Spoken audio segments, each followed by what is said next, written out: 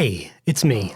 Just want to make a quick video talking about a game that I've been playing a lot this Halloween. Now, I am a miserable British bastard, so I really only celebrate Halloween on the 31st of October. And even then, my celebration is just hiding and hoping that nobody knocks at the door. But, you know, I've been trying to get into the spooky mood this year, so I've been trying to play games that might have a bit of a Halloween or spooky vibe to them. You know, games like Splatterhouse and Castlevania. But a game that I found myself really getting into and playing a lot is Devil's Crush on the TurboGrafx 16 / the PC Engine. I would say this is probably one of the best pinball games of all time, at least video pinball games.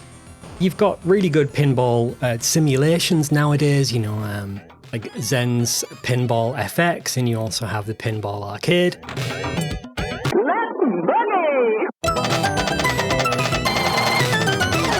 Thank you, boy.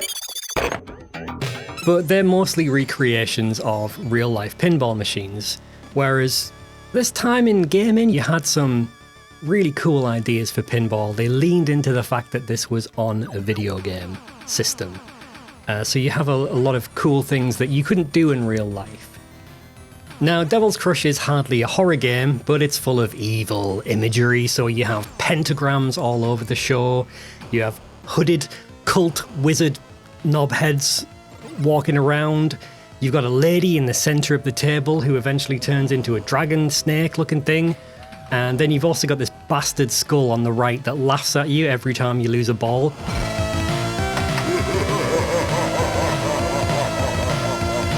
You are going to hate this guy every time he laughs at you.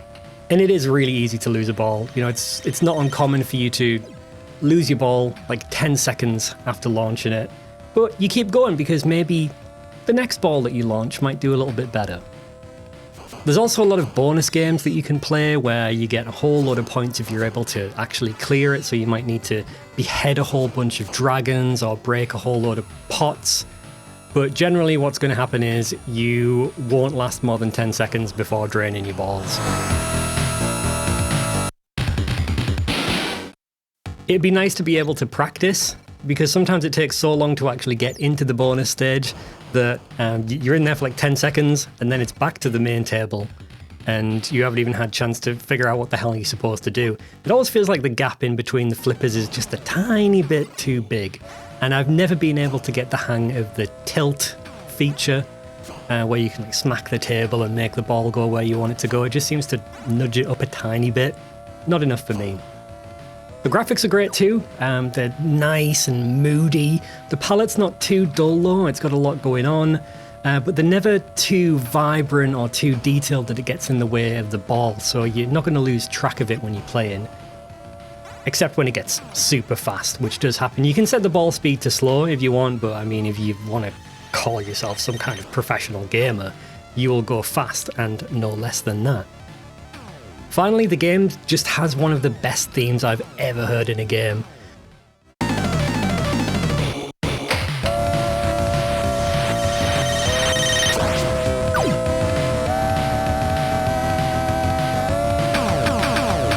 It's just so like metal and cool. It plays the whole time you're in the main table. There are other tracks that play when you go into a bonus game, but when you're on the main focus of the game, which is the main table, this thing's playing, but it's long enough that it doesn't get repetitive, and it's just so fun to listen to. I've got it on my iPod, because of course I do.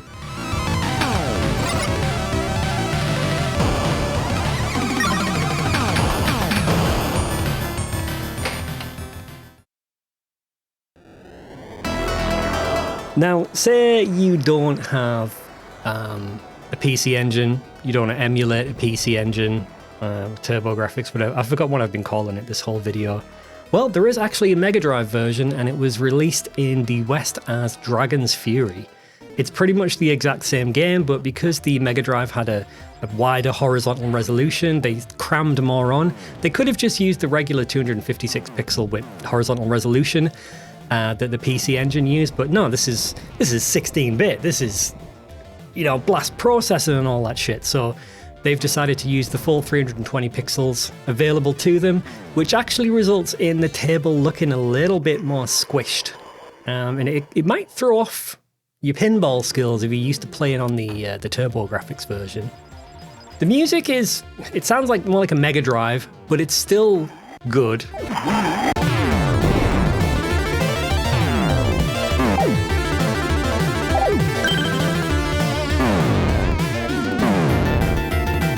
I don't think it has that same level of charm as the PC Engine version, but it's still good. The graphics have kind of taken a hit mainly in the colour department because the Mega Drive couldn't show as many colours on screen as the PC Engine could. Everything looks a little bit muted, and I don't like the fact that the background is brighter than it is on the PC Engine version, so that means that you might actually lose track of the ball more often because there's a lot going on and it's kind of the same volume.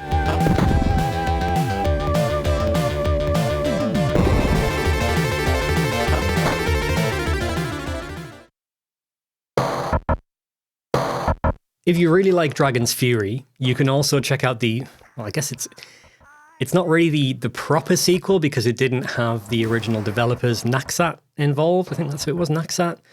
But you can also play Dragon's Revenge on the Mega Drive. Now, this isn't really spooky at all. It's got more of a Wizards and Warriors feel to it, but you've got the lady who turns into a dragon. She's back. She's actually the main focus, and she has a lot more of a role in this game. Apparently there's a plot about how she's made a deal with a dragon, and she's gonna sacrifice all of the prettier ladies in the village to the dragon so she can survive. Something like that. Well, it's a pinball table, though. Who really cares?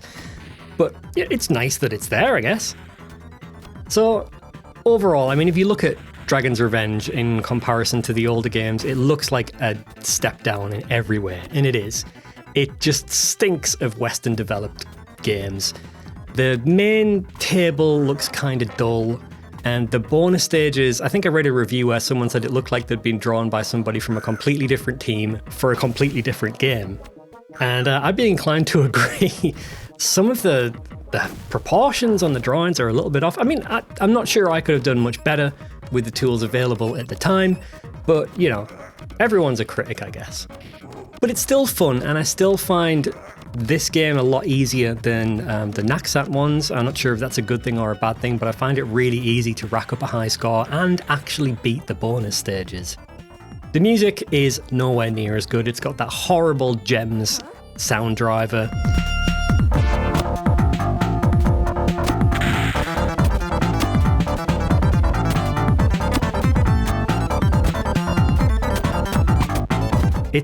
I don't know, the bass line's kind of catchy, but that's the extent of it. The sound effects, the sound effects are laughable.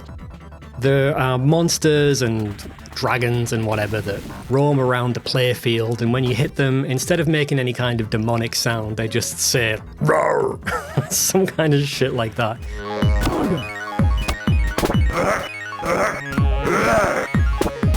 It's really bad.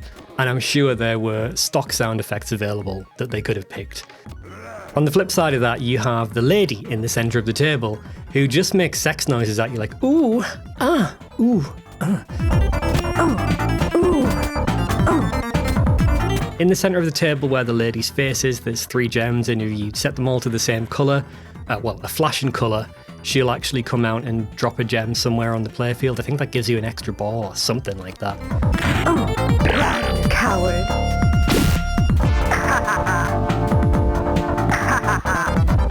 Ooh. Yeah, it's not great, but it's still fun. Huh? Oh. So there you go. There's some Halloween-y games that I've been playing this late October. What have you been playing this year? Let me know what you like to play to get yourself in the spirit of Halloween. Thanks for watching the video. Until next time, take care and goodbye.